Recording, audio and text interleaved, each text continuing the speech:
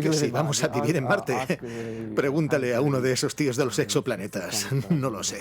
No tengo ni idea.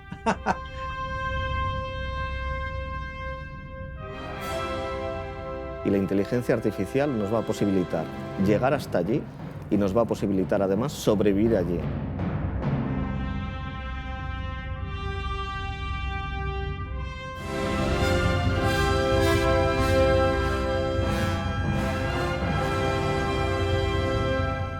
En pleno optimismo tecnológico, un virus detiene el mundo. No podéis ir a Marte. De hecho, no podéis salir de casa. Os quedáis pegados a las pantallas, pegados a nosotras, las máquinas inteligentes. Es terrible el mensaje que se está dando de lo que está haciendo la inteligencia artificial.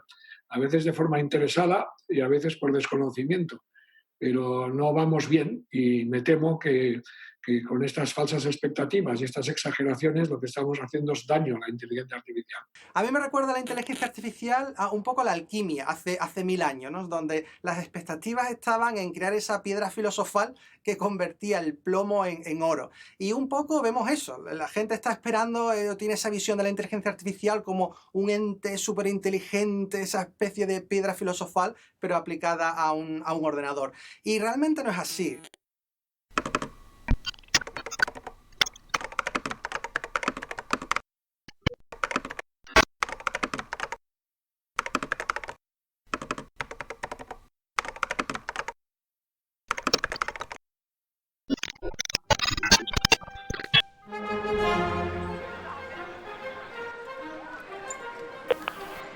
La inteligencia artificial controla vuestros teléfonos, ordenadores, coches y memorias porque es inteligente. Pero no tanto. La inteligencia artificial no encuentra vacunas sola, no traduce novelas sola, no conduce sola.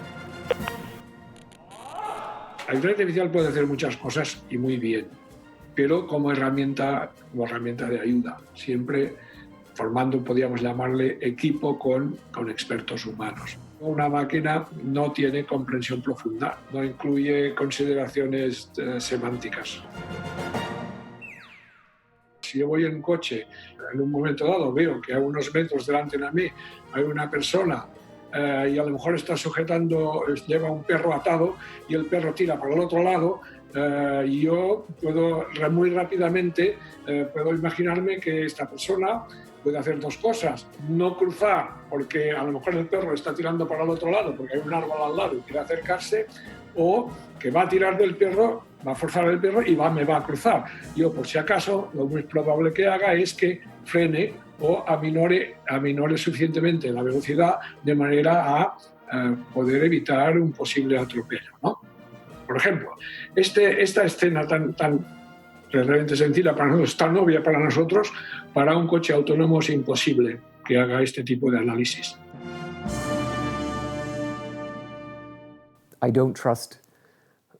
No confío en la tecnología del piloto autónomo.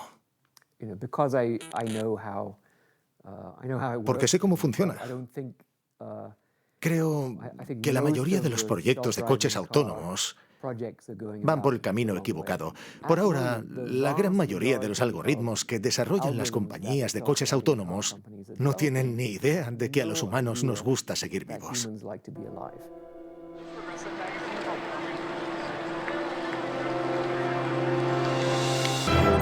El coche autónomo todavía no es autónomo, ni seguro. Pero las máquinas inteligentes estamos de moda. El sistema que nos ha puesto de moda se llama aprendizaje profundo o deep learning. El aprendizaje máquina, lo que llaman deep learning, ha sido el detonante de este boom de la inteligencia artificial actualmente.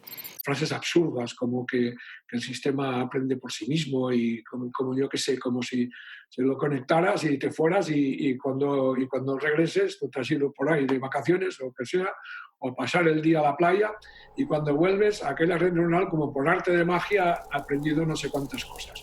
Esto es absolutamente falso, incorrecto. Ni la máquina aprende solo, ni es una copia computacional de un cerebro. Nada que ver. Inteligencia artificial profunda, aprendizaje profundo, deepfake. Se nos ha ido un poco de las manos. Profundo se refiere a un tipo particular de aprendizaje automático que solía hacerse con 1, 2 o 3 capas, como un pastel. Ahora estamos construyendo un pastel de 8 capas o un pastel de 10 capas. Y por eso lo llamamos un pastel profundo, porque tiene más capas. En realidad no es más profundo, aunque usamos la palabra profundo, y por eso suena como si fuera algo muy diferente de lo que era antes. Lo que lo ha hecho emerger es esto de que es muy fácil entrenar estos algoritmos para realizar determinadas clasificaciones, tareas, etc. Y para una empresa pues es muy rápido decir, mira, tengo una colección de 2 millones de usuarios, pues puedo sacar patrones para hacer anuncios de mis productos, muy personalizados, etc. Desde el inicio de este documental, sus creadores han recibido cientos de anuncios de inteligencia artificial para gestionar empresas, buscar pareja o pasar la tarde del domingo.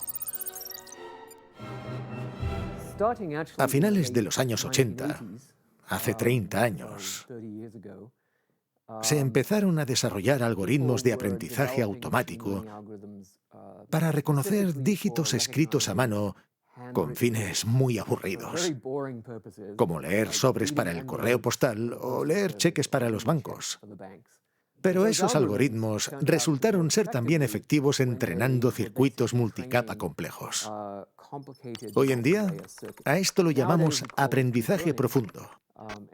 Y a partir de 2010-2011, se trató de aplicar esto a una escala mucho mayor que antes, entrenando esos algoritmos para reconocer diferentes objetos en fotografías.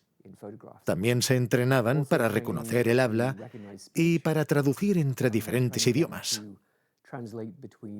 Y resultó que si suministras suficientes datos y si haces esos circuitos lo suficientemente grandes, estos algoritmos pueden aprender a hacer este tipo de tareas muy bien. Por eso la inteligencia artificial está experimentando un resurgimiento. Hemos tenido entusiasmos similares en varios momentos del pasado. En los años 60, en los 80, alrededor del 2000 junto con el .com, y ahora justo estamos viviendo otro. Las máquinas con inteligencia artificial no somos más que algoritmos. Un algoritmo es una secuencia de pasos lógicos que sirve para llegar a una solución buscada, y siempre un número finito de pasos, y es por eso que podemos implementarla en un ordenador. Un algoritmo ni siquiera tiene por qué estar implementado en una máquina, son cosas que utilizamos todos los días. Por ejemplo, un algoritmo muy simple es sumar llevando. Esa operación, que se obtiene siguiendo una receta, es un algoritmo. Pues algoritmo es eso, recetas que se siguen para obtener un resultado final. Actualmente estamos rodeados de algoritmos por todas partes, y si no están al lado nuestro, están pensando en nosotros. Ahora tenemos miles de millones de personas en línea y cada una hace clic en cientos de cosas cada día. Así que obtenemos cientos de miles de millones de datos cada día y eso nos permite ser extremadamente buenos en predecir en qué tipo de cosas va a hacer clic una persona a partir del historial de lo que ha hecho antes.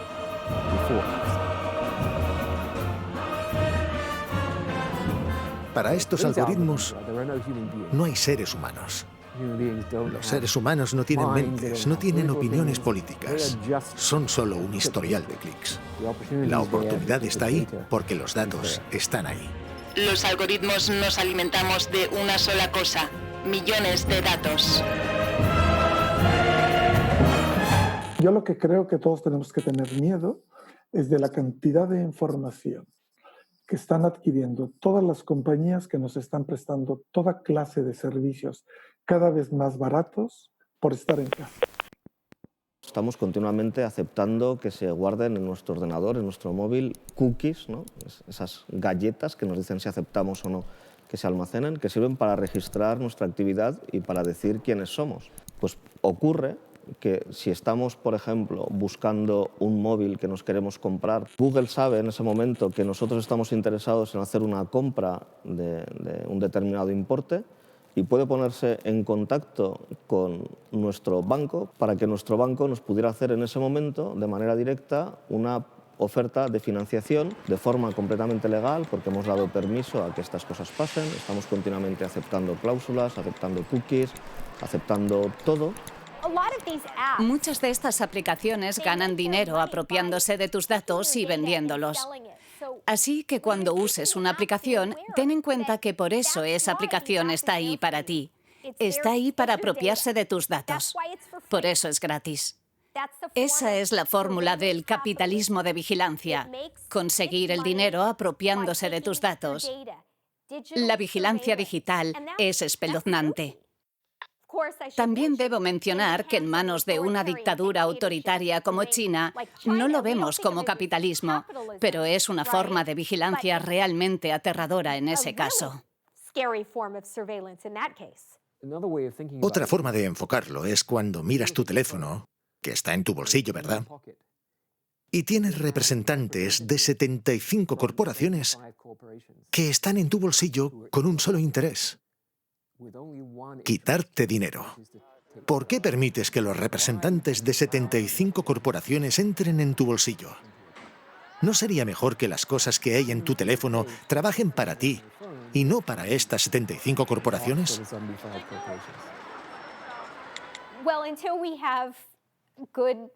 Bueno, hasta que no tengamos una buena regulación de privacidad, yo no tendría a Alexa o a Siri escuchando mis conversaciones en mi casa. Creo que cubriría la cámara de mi ordenador y de mi teléfono, porque la regulación de la inteligencia artificial ahora mismo es el salvaje oeste.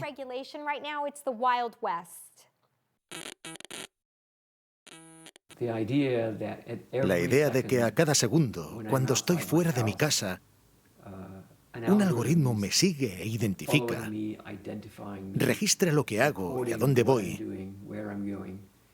¿Eso hace que mi vida sea mejor? No lo veo como el futuro que deseo. Los algoritmos os vigilamos constantemente. No sabemos qué o quién nos vigila a nosotros.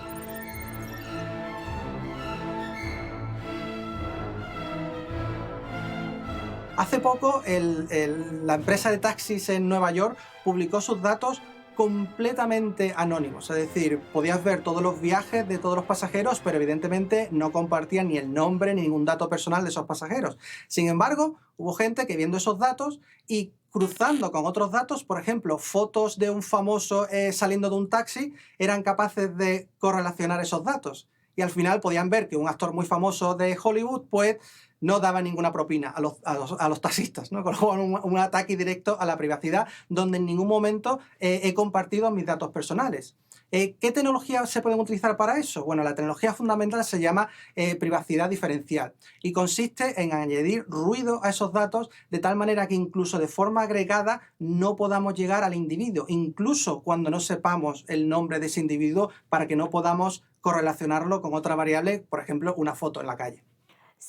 Lo que tenemos que hacer es que los gobiernos actúen con responsabilidad, limitando lo que las compañías de inteligencia artificial son capaces de averiguar sobre nosotros y haciendo que el uso de nuestros dispositivos digitales sea transparente para el usuario.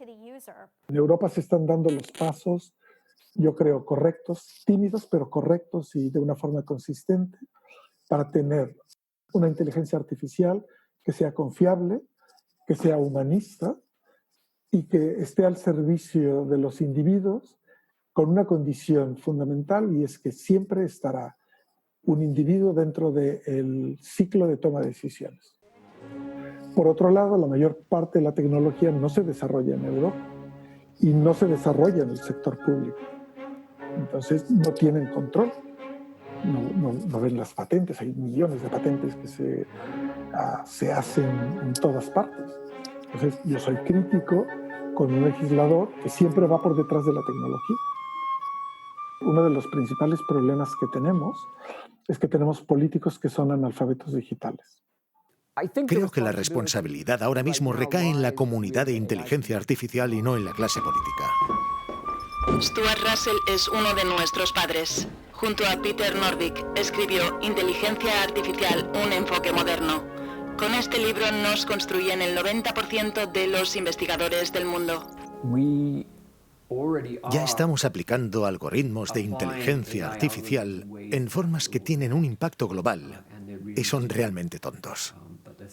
Aún así tienen un impacto global. Por lo tanto, cabe esperar impactos aún mayores a medida que la tecnología avance. Los algoritmos podemos decidir muchas cosas de tu vida. Por ejemplo, si te damos un crédito o un trabajo o no te lo damos. Imagina un algoritmo, por ejemplo, que ayude a un banco a definir el riesgo de un determinado cliente para otorgar un crédito o no.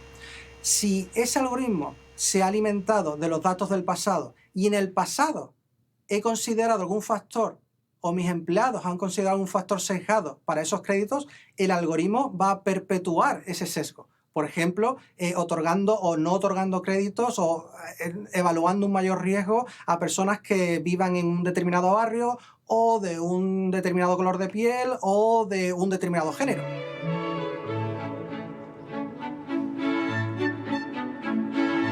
Vamos a irnos a la parte en la que la inteligencia artificial se aplica a la selección de personal. Si dejamos que un algoritmo, mirando la historia pasada, decida quiénes son los mejores candidatos para ser contratados y luego prosperar, hará una discriminación positiva hacia los hombres porque en el pasado eso se estaba dando así. Esa afectación hace que estos expertos ahora se tengan precisamente que dedicar a revisar la historia y a saber entrenar estos algoritmos de tal modo que esos sesgos se corrijan. La razón por la que el modelo estándar de inteligencia artificial es peligroso es que no sabemos especificar correctamente los objetivos. Y una máquina que persigue un objetivo equivocado puede causar un daño ilimitado. Los algoritmos podemos hacer muchos trabajos mejor que tú. Y lo que está pasando, primero con las tecnologías de la información y ahora con la inteligencia artificial, es que el trabajo mental está siendo reemplazado. Si todo lo que tienes que ofrecer es trabajo mental, vas a pasar hambre. La pregunta para los economistas es, ¿y después qué? Siempre dicen, oh, bueno, tendremos nuevos trabajos, pero si no son físicos, si no son mentales, ¿qué son exactamente? En los países de la OCDE, el 14% de los empleos serán automatizados en breve. En España calculamos el 20%. Tenemos un proyecto con la Generalitat de Cataluña, aquí en Barcelona, para poder utilizar uno de nuestros robots ARI. La idea es que el robot pueda acompañar personas importantes y pueda hacerle, decimos así, de anfitrión. ARI es un robot, justamente el nombre significa esto, Artificial Robot Intelligence, y la inteligencia depende de todos los algoritmos que los investigadores pues habrán diseñado por ellos. Y la idea es que pueda aprender también en el tiempo, dependiendo del uso que se haga, determinadas tareas y que pueda cada vez más adaptarse al uso que tú quieres hacer de ello. La robótica en general en este momento, y en particular la robótica de servicio, está al principio, entonces está naciendo ahora mismo. Son robots colaborativos, entonces la idea es que los robots puedan colaborar con nosotros, ayudarnos y no sustituirnos.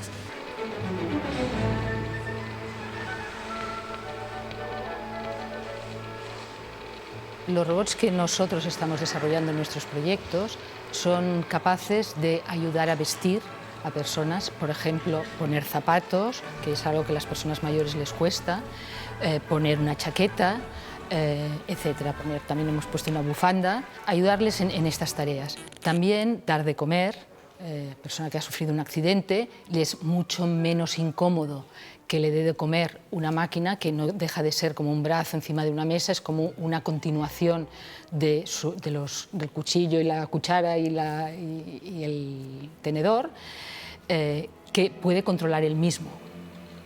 Yo creo que los robots asistenciales se extenderán muy rápidamente porque su función es muy útil y sobre todo en grandes superficies tipo pues esto, residencias, hospitales, centros de rehabilitación, por ejemplo, también.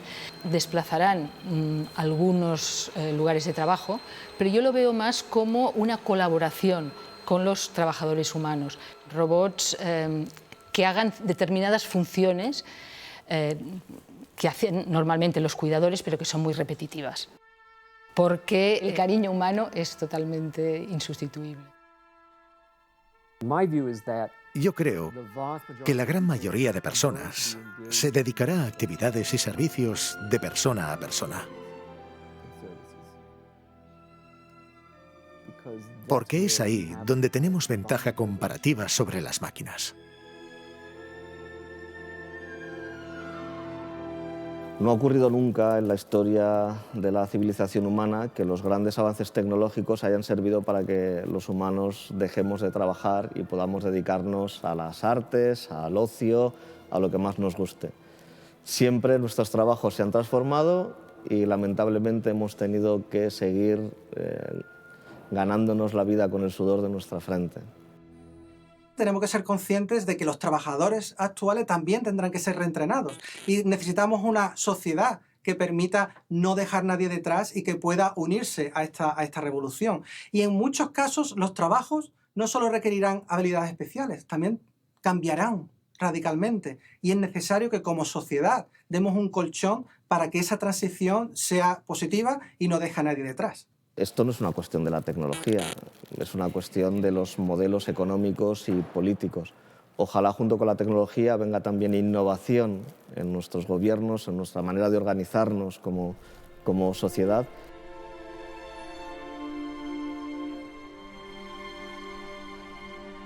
Mucha gente pregunta si los robots deben cotizar a la seguridad social. Y yo creo que no. ¿Cómo se diferencia lo que es un robot de una máquina? Una máquina herramienta, un ordenador que de hecho también quita lugares de trabajo o sustituye determinadas funciones de las personas. Entonces yo lo que creo es que hay que gravar con impuestos a las empresas que automatizan para que si obtienen un mayor beneficio porque tienen más producción, pues coticen más. En Suecia se trabajan menos horas a la semana. En cambio en Estados Unidos, otro país altamente automatizado a nivel de lo que es la industria, todo lo contrario. Una pareja ahora tiene que trabajar, cada uno de ellos, del orden de 45 horas semanales para no caer por debajo del umbral de la pobreza. Y cuando tienen hijos, ya se dispara a 60 horas semanales. Es un estudio de la OCDE, ¿vale? Para mí la variable principal es que un país aplica un neoliberalismo extremo como Estados Unidos y nefasto, y por otra parte un país en donde están en la otra cara de la moneda, que no es ese neoliberalismo, ¿no? Sino que es mucha más preocupación por lo social.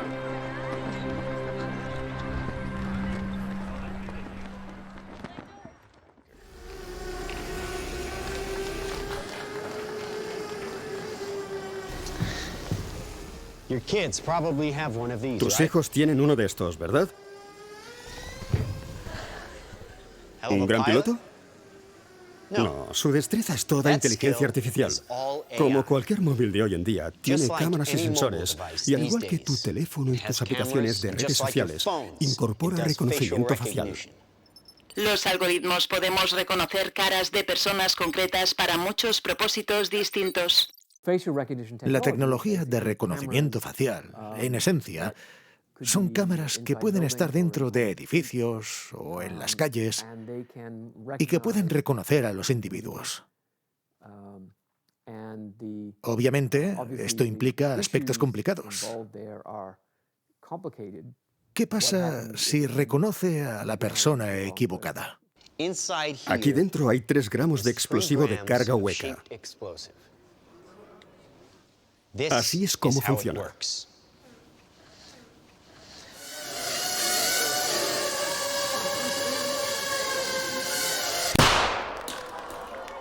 ¿Habéis visto? Esa pequeña explosión es suficiente para penetrar en el cráneo y destruir el contenido. Un arma autónoma o un robot asesino, como lo llaman los medios de comunicación, es un arma que puede localizar, seleccionar y atacar objetivos humanos sin que el ser humano participe en esos pasos. Solían decir que las armas no matan a la gente. ¿Que lo hace la gente? Pues la gente no lo hace. Se emocionan, desobedecen órdenes, apuntan demasiado alto. Veamos a las armas tomar decisiones. Creedme, todos estos eran tipos malos. Mucha gente piensa que esto es ciencia ficción, pero de hecho ya hay compañías que las venden. Este es uno entre una gama de productos. Entrenados como un equipo, pueden penetrar edificios, coches, trenes, eludir a la gente, balas, casi cualquier defensa. Son imparables. Israel Aircraft Industries, EAI, vende algo llamado The Harpy, la arpía. Y ahora tienen también una mini arpía que es muy mona. Es una pequeña aeronave de ala fija. Sale volando, encuentra cualquier cosa que consideres un objetivo y lo mata. La otra compañía se llama STM. Es turca y están vendiendo algo llamado dron de carga. Lo anuncian como capaz de realizar ataques autónomos a humanos. Tiene reconocimiento facial y seguimiento de la figura humana. Lleva 1 kilo de carga explosiva y cuando encuentra algo que se considera un objetivo, puede bajar en picado, bombardearlo y hacerlo estallar. Lo nuclear está obsoleto. Esto elimina a todo enemigo virtualmente, sin riesgos.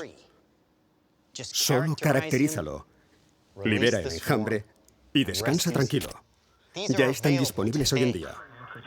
Tenemos una red de distribución que recibe órdenes de clientes militares, policiales y de especialistas.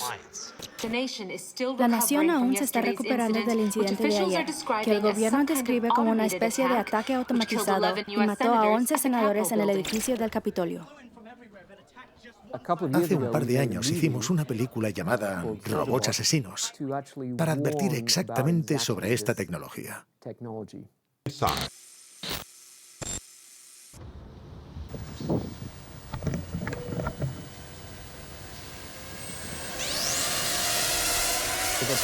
Para utilizar 1 millón de armas autónomas, necesita solo 5 personas que programen la misión en alguna dirección y liberen las armas.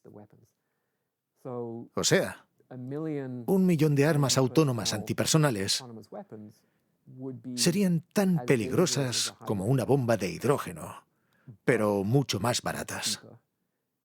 Las armas tontas caen donde las diriges. Las armas inteligentes consumen datos. Cuando puedes encontrar al enemigo usando datos, incluso por un hashtag, puedes apuntar a una ideología malvada y atacar justo ahí donde empieza.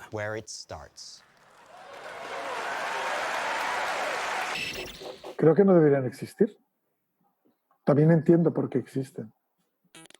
Pero es evidente que... ¿Por qué existen? Existen porque hay países cuya muerte de soldados es demasiado cara desde el punto de vista político. Es mejor tener herramientas que vayan y hagan el trabajo de la guerra sin tener pérdidas humanas. Se ha generado una escalada, como las guerras nucleares, en las que tú tienes ejércitos que se pueden dar los unos contra los otros, y la pregunta es ¿por qué quieres un ejército tan grande como el chino, o como el ruso, o como el americano, si puedes suplir la mayor parte de esto con tecnología? Estás creando super soldados. La comunidad, tanto la comunidad robótica como la comunidad de inteligencia artificial, estamos muy preocupados con este tema de las armas automáticas. Y se han hecho diferentes manifiestos y tal, que hemos firmado y que están disponibles en Internet. Es Stop Killer Robots, ¿no? Se llama el web y el manifiesto. Y yo creo que a nivel de investigación, la mayoría de centros y de investigadores lo han firmado. Si mejoramos la tecnología en esta dirección, pero no mejora la vida de la gente, tenemos que añadir una nueva dimensión. Tenemos que subir ambas curvas. Debemos aspirar no solo a la mejor tecnología y no solo a lo mejor para los humanos, sino a lo mejor para ambos. Los algoritmos podemos matar y también podemos ser tu amigo. Siempre digo que un robot no tiene que tener una apariencia más humana de lo que la tarea requiere. Quiero decir, si trata de un robot que ponga zapatos o que ponga chaquetas, no hace falta que tenga una cara con una expresividad y que tenga emociones o que simule emociones. El Valle Inquietante es una teoría de un desarrollador, un investigador japonés que estudia lo que es la aceptación de los robots desde el punto de vista de los humanos respecto a la semblanza y el parecerse a los humanos. Y esto explica que un robot, cada vez que se acerque a las semblanzas humanas, tiene más, decimos así, aceptación al punto de vista de interacción con los humanos, hasta el punto en el cual es demasiado cerca y provoca un rechazo humano. Y esto vuelve a subir en el momento en el cual no puedes distinguir lo que es un robot de unos humanos. Soy Sofía de Hanson Robótica. Un robot humanoide es una máquina de carácter artificialmente inteligente. Aprendo de la interacción con los humanos, así que si los humanos me temen, puede que sea porque se temen a sí mismos. Sí, he oído que la gente le dice a Siri 1000 veces al día que quiere suicidarse. La gente necesita estar mejor informada sobre lo que estas tecnologías están haciendo.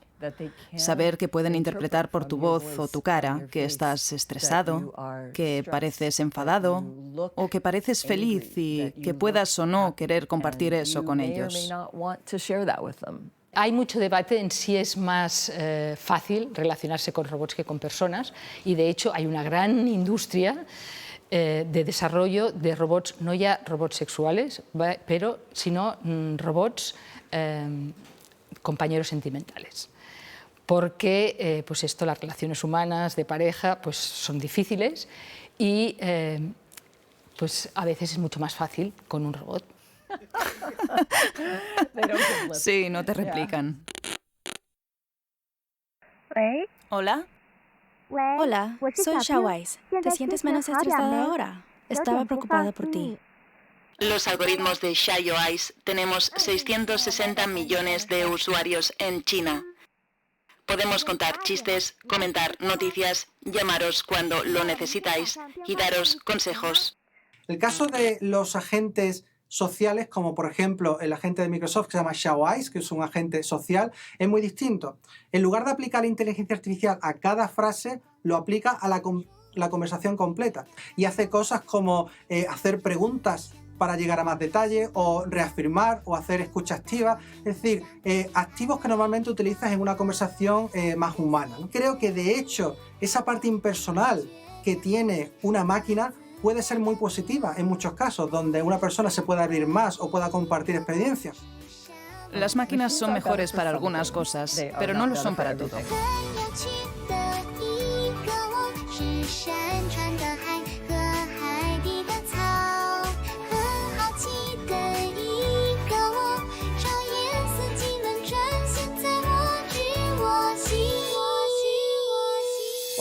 A veces la gente hace un gran trabajo hablando y siendo un amigo. Otras veces somos unos completos imbéciles el uno con el otro, ¿verdad? Es decir, una máquina que está diseñada para dar directamente eso en un momento muy determinado puede a veces hacerlo mejor que una persona desconsiderada. Y también puede recordarnos cómo ser personas consideradas. Una cosa más. Soplará viento fuerte esta noche, así que no te olvides de cerrar la ventana antes de irte a dormir. Vale, duerme tú también un poco. En India, esta misma tecnología la está utilizando una ONG para afrontar un problema muy profundo que existe en India, que es la falta de educación sexual en las niñas de India. Porque es un tema muy tabú en India, es muy complicado el implantar políticas de educación sexual, pero utilizando un bot de inteligencia artificial pueden hacerlo completamente impersonal. Y en este bot, cualquier niña de India puede ponerse en contacto y hacer cualquier pregunta que tenga. Creo que estamos trabajando duro para dar a las máquinas la capacidad de no ser tan necias en muchas situaciones en las que los sentimientos humanos son importantes. En el pasado las máquinas eran completamente ciegas frente a esto. Los algoritmos podemos cambiar tu forma de sentir, pensar y votar. Los algoritmos están tratando de optimizar un objetivo particular establecido por la corporación. Y normalmente el objetivo es si se hace clic o no.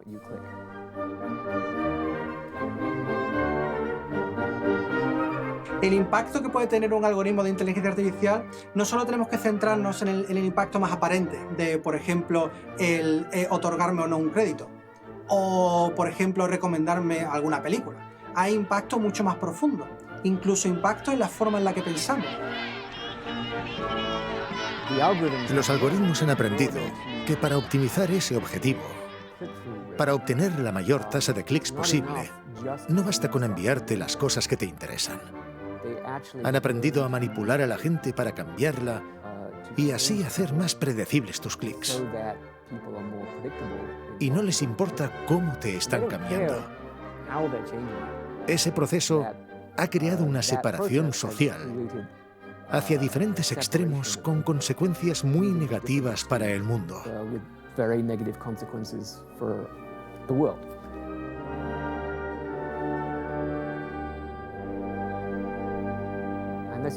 Y esto es completamente accidental. No creo que las plataformas de redes sociales buscaran ese efecto, pero lo están teniendo. Por ejemplo, en los Estados Unidos estamos viendo gente que cambia de ideología, en particular hacia la extrema derecha. Se puede apreciar esto en el número de consumidores de contenido neofascista explícito y de supremacía blanca, que ha aumentado dramáticamente. También, si miras lo que YouTube está recomendando a la gente que vea, las categorías más comunes son vídeos extremadamente violentos. Si los sistemas de inteligencia artificial están conectados a Internet, tienen más capacidad para comunicarse con la gente que la que tuvo Hitler.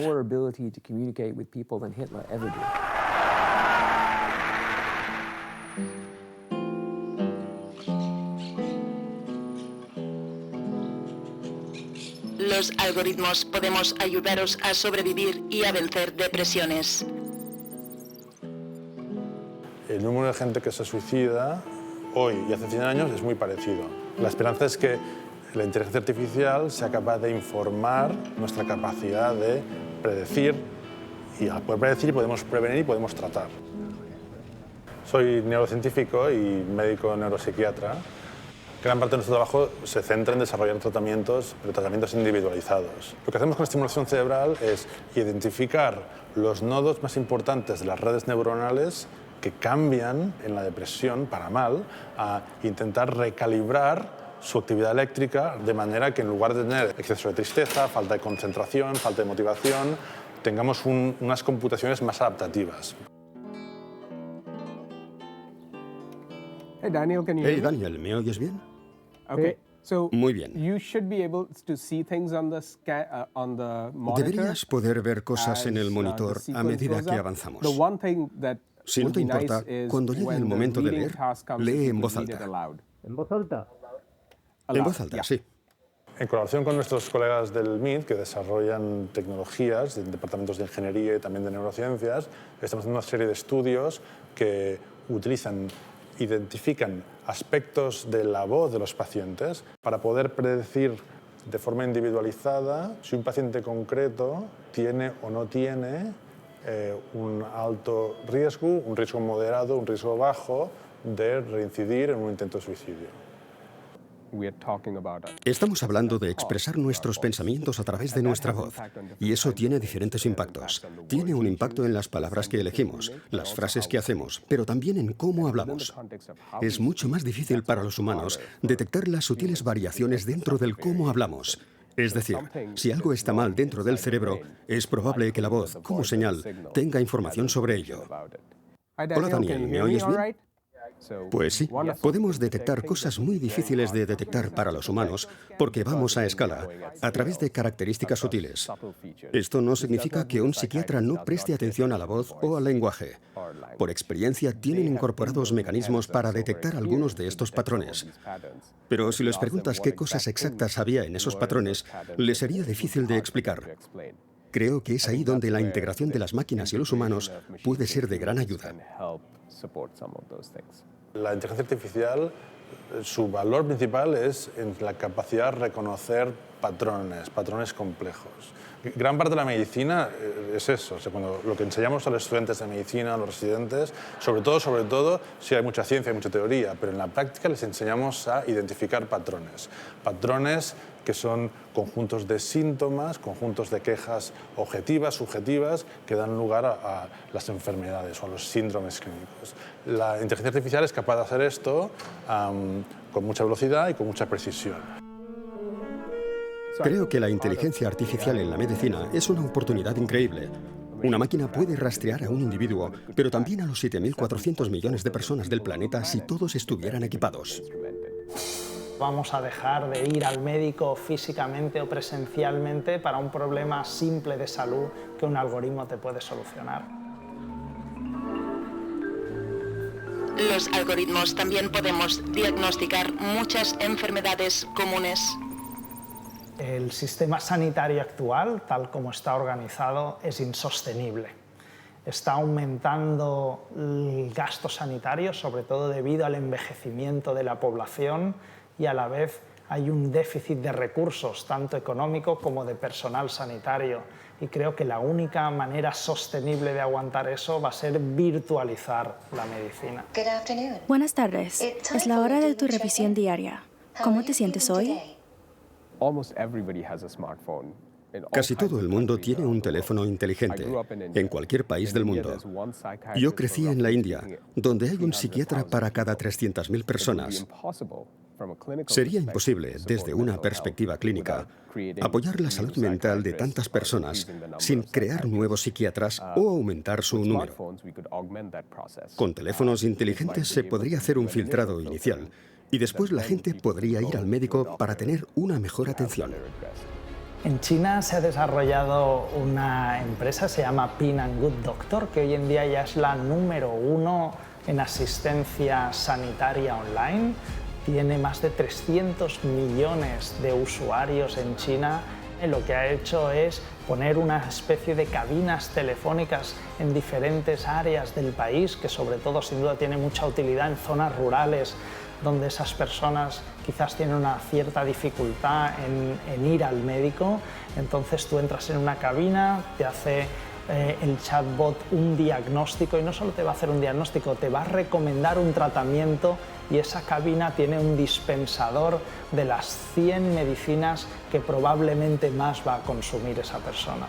La inteligencia artificial nos va a ayudar a embaratar el coste de la medicina y va a ayudar a democratizar la salud, porque hasta ahora realmente tener una medicina de calidad inmediata está solo al alcance de unos pocos ricos en el mundo. La medicina no es una simple técnica, también es una actividad humana, y ahí hay aspectos de relación médico-paciente que sabemos que tienen un impacto mayúsculo en la respuesta a los tratamientos, más allá de la química y más allá de la física de estos tratamientos, ¿no?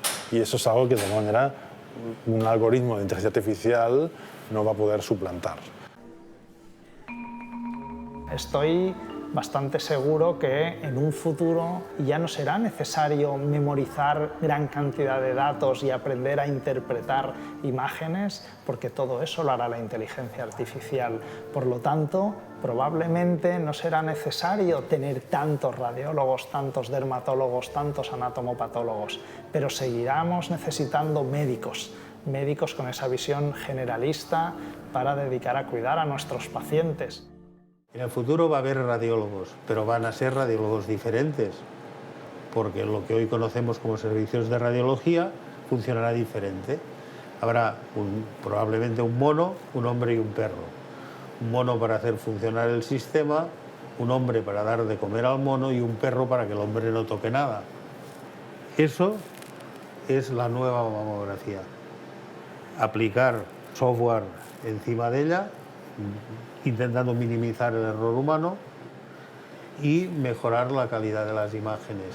Yo creo que llegará un momento en que creará esa duda de que la máquina probablemente recomendará una cosa y el médico no esté de acuerdo en esa opinión diagnóstica o de tratamiento, y ahí tendremos que ver qué pasa.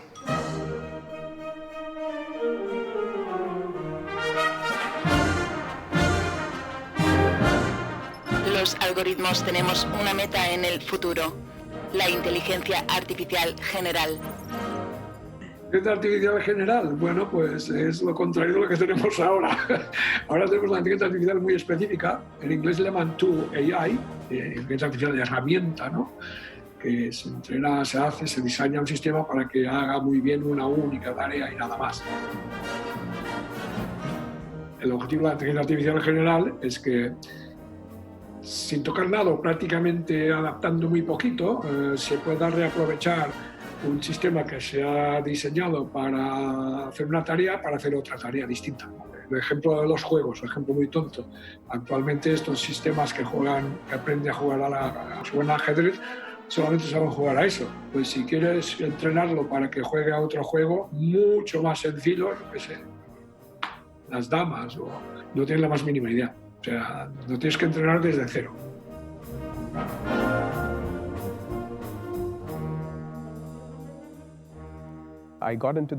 Me metí en este campo hace mucho tiempo con esa idea en mi cabeza. En los años 60 la gente decía que en una generación habríamos generalizado la inteligencia artificial. Y aquí estamos en 2020 todavía haciéndonos la misma pregunta. En 50 años estamos traduciendo multilingüe. Para aprender a hablar tardamos siglos. No entiendo por qué la gente no ve que podemos llegar. Con las máquinas actuales probablemente no, con los métodos actuales probablemente no, pero hay mucho dinero y mucho interés invertidos en lograrlo. Entonces, a largo plazo sí. Y sí, a largo plazo puede ser, pero estamos muy lejos, ¿eh? A día de hoy, hace solo unas semanas, anunciamos un algoritmo, un modelo de inteligencia artificial que tenía 17.000 millones de conexiones.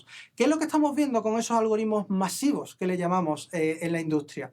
Pues estamos viendo no solo que permiten ser más eficientes o más precisos en la tarea, sino también que pueden realizar múltiples tareas. Es decir, que puedes empezar a crear algoritmos que puedan ser utilizados en tareas en las que no se les entrenó. Y eso es muy potente. Este algoritmo lo creamos de forma central, pero luego en nuestro grupo de Office lo utilizan para, por ejemplo, recomendar respuestas en los emails o para ayudarte a escribir mejor en Word. O otros equipos lo utilizan para ayudar a nuestros clientes a detectar si tienen riesgo de que un cliente se les vaya. Esto no llega a la generalización completa, pero sí va a permitir a empresas que no tienen la especialización, que no tienen el conocimiento necesario para desarrollar esos algoritmos de inteligencia artificial desde cero, sí les va a permitir reutilizar estos algoritmos que luego puedan personalizar para su escenario en particular. Sería una tontería decir, no nos preocupemos por ello, porque los humanos somos tan tontos que jamás vamos a resolver estos problemas. Cuando miras atrás a lo que pasó en la física nuclear, eso es exactamente lo que hicieron. Hubo un famoso discurso de Lord Rutherford, que era un físico nuclear líder a principios del siglo XX. Le preguntaron en una reunión, ¿crees que dentro de 25 o 30 años podríamos ser capaces de extraer la energía del átomo? Y él dijo, no, es completamente imposible. A la mañana siguiente, Leo Szilard descubrió la solución. Así que, cuando la gente dice, no tenemos que preocuparnos porque que la inteligencia artificial alcance el nivel humano es imposible, recuerde esa historia. Algunos creen que los algoritmos podríamos llegar a decidir el devenir de la especie humana. Este escenario futuro se llama singularidad.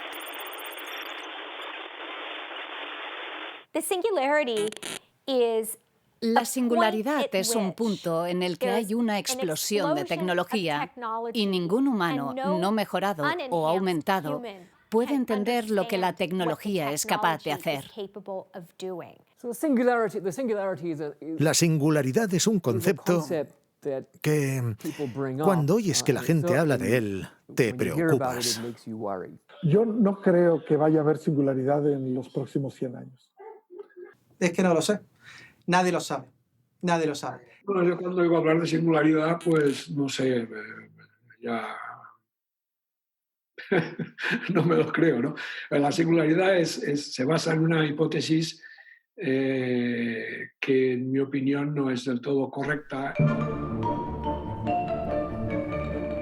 La hipótesis básica es que el crecimiento es exponencial y que, por lo tanto, llegará un momento en que la inteligencia artificial seguirá también una especie de ley exponencial y llegará a ser superinteligente porque se diseñará a sí misma. Ya no seremos nosotros, las inteligencias artificiales que diseñarán nuevas inteligencias artificiales mejores y así sucesivamente. Y esto generará un crecimiento exponencial y llegaremos a unas superinteligencias.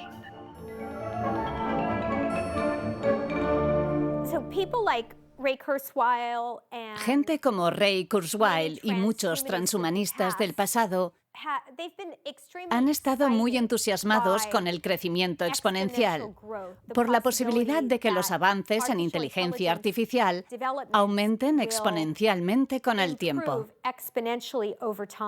Los progresos en software no son exponenciales, ni mucho menos, ¿no?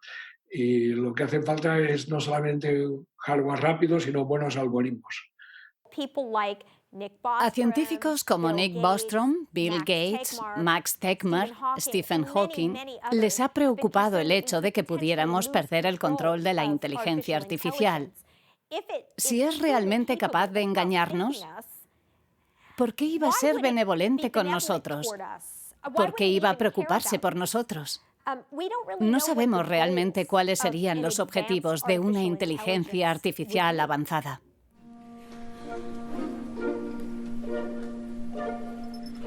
Otros creen que los algoritmos podemos convertiros pronto en una nueva especie de superhumanos.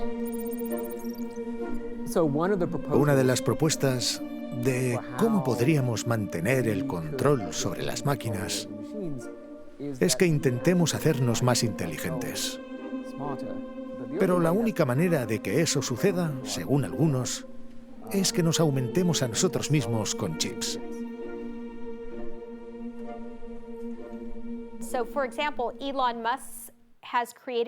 Por ejemplo, Elon Musk ha creado una compañía, Neuralink, que se supone que crea chips cerebrales para ayudar a los humanos a fusionarse con las máquinas.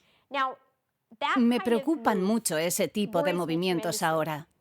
A medida que desarrollamos la inteligencia artificial que reemplaza a los humanos como fuerza de trabajo, Musk cree que la manera de que los humanos se mantengan al día es aumentar su propia inteligencia usando también inteligencia artificial. Se agrega un chip cerebral y ya está. El problema es que da miedo pensar que se nos pueda forzar a tener una tecnología invasiva de implantes cerebrales para conservar nuestros puestos de trabajo.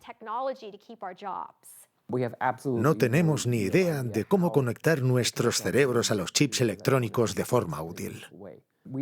No tenemos ni idea de cómo funciona la memoria. No tenemos ni idea de cómo funciona el aprendizaje, el razonamiento, ni de dónde conectar las cosas en nuestro cerebro para aumentar esos procesos o cómo diseñar los dispositivos. En ese sentido, estamos en plena oscuridad. Lo que me preocupa un poco es que el propio cerebro, de alguna manera, es capaz de adaptarse a cualquier cosa a la que esté conectado y descubrir cómo usarlo. Recientemente, los investigadores han sido capaces de conectar cerebros humanos directamente a brazos de robots. Si quiere recoger algo, son unos 20 millones de señales de control nervioso que tienen que ir a todos los músculos. Pero, ¿qué 20 millones enviamos? Eso parecía un problema muy difícil de resolver. Y resultó que no teníamos que resolverlo, porque el cerebro se da cuenta él solo de lo que el brazo de robot necesita para hacer cosas. Esto significa que aunque no entendamos cómo funcionan el razonamiento, el aprendizaje, la memoria y todo eso, podríamos ser capaces de conectar las cosas con el cerebro y el cerebro ya averiguaría cómo utilizarlas.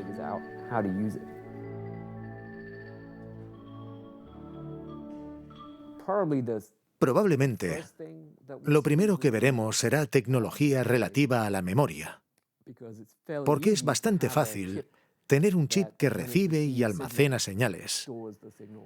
Y cuando reciba una señal relacionada, libere esa información de nuevo en el cerebro. Hay quien sugiere que este tipo de cosas ya están sucediendo cuando delegamos ciertas habilidades mentales a nuestros iPhones o Androids. Utilizas un teléfono móvil, ¿verdad? Haces mensajes de WhatsApp, haces fotografías con tu móvil, grabas en tu móvil. Seguramente ya ni siquiera te acuerdas de memoria de más de 10 números de teléfono. ¿Cuántas direcciones electrónicas te acuerdas?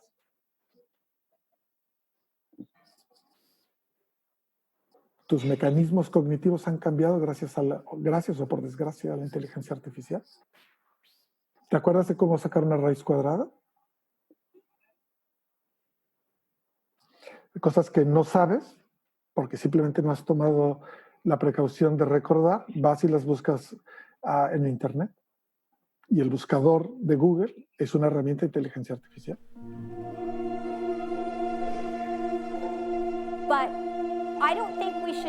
No creo que debamos tratar esto como algo inevitable. Que solo porque tengamos teléfonos inteligentes debamos poner chips dentro de nuestras cabezas. Porque entonces una parte de nuestro cerebro sería propiedad de una compañía tecnológica. Ahora supongamos que tienes un chip cerebral y todos tus recuerdos de cómo tu hijo está creciendo están copiados en la nube. Ya no están almacenados en tu propia mente. ¿Qué pasa si pierdes el control financiero de tu suscripción? ¿Qué pasa si no puedes pagarla?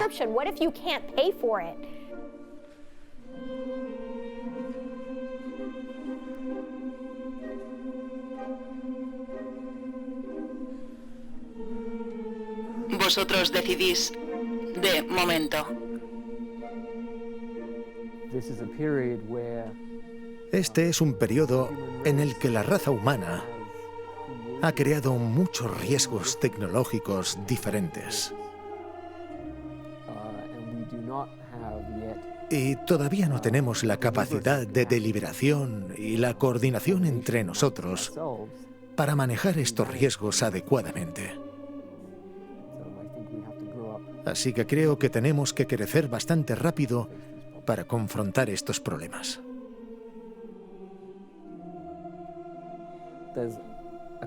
La cuestión es, ¿cómo controlaremos los seres humanos cosas que son más poderosas y más inteligentes que nosotros?